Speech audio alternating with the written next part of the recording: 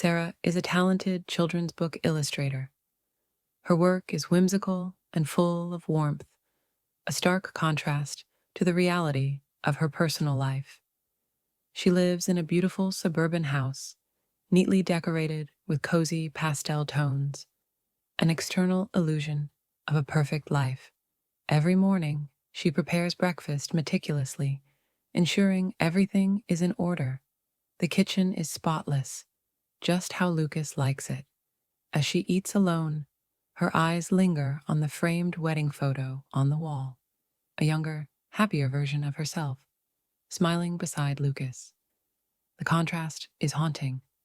She has learned to walk lightly, to speak softly, to predict his moods before he even enters the room. Her passion for art has dulled.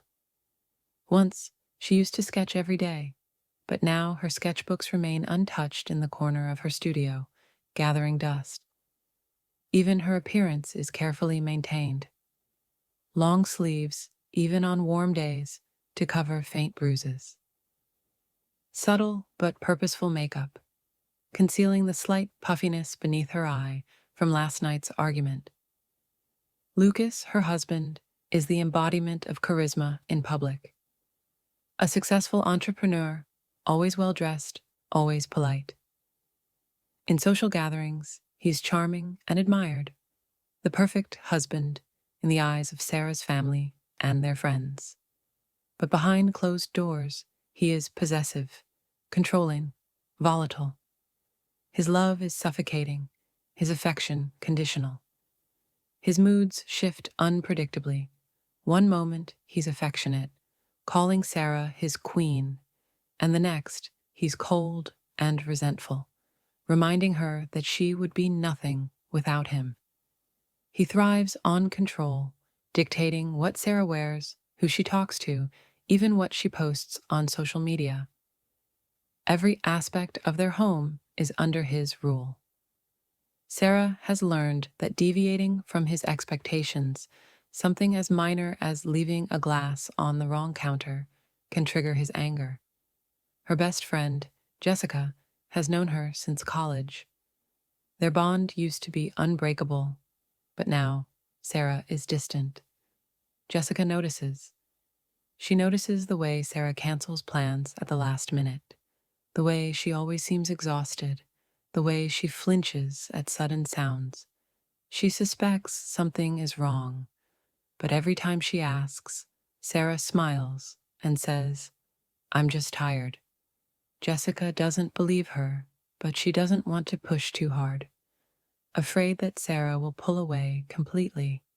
Despite the growing distance, she remains vigilant, waiting for a moment when Sarah might finally let her in.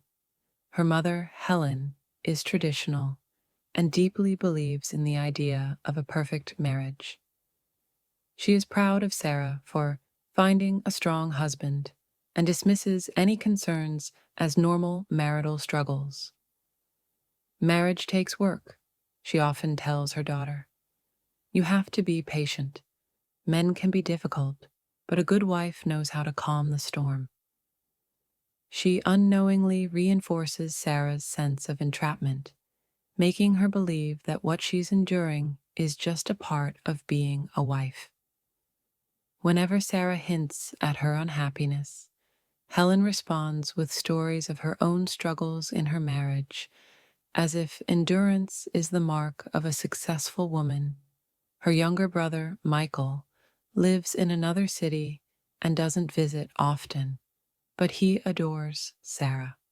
They used to be close, sharing childhood secrets and silly inside jokes. But ever since she got married, Sarah has grown distant. He doesn't understand why. He assumes she's just busy, caught up in the responsibilities of adult life. Every time they talk, Sarah reassures him, laughing lightly, saying, "I'm fine, just busy with work." But there's something in her voice, something fragile, something forced, that makes him uneasy. Daniel, her colleague at the publishing company, has always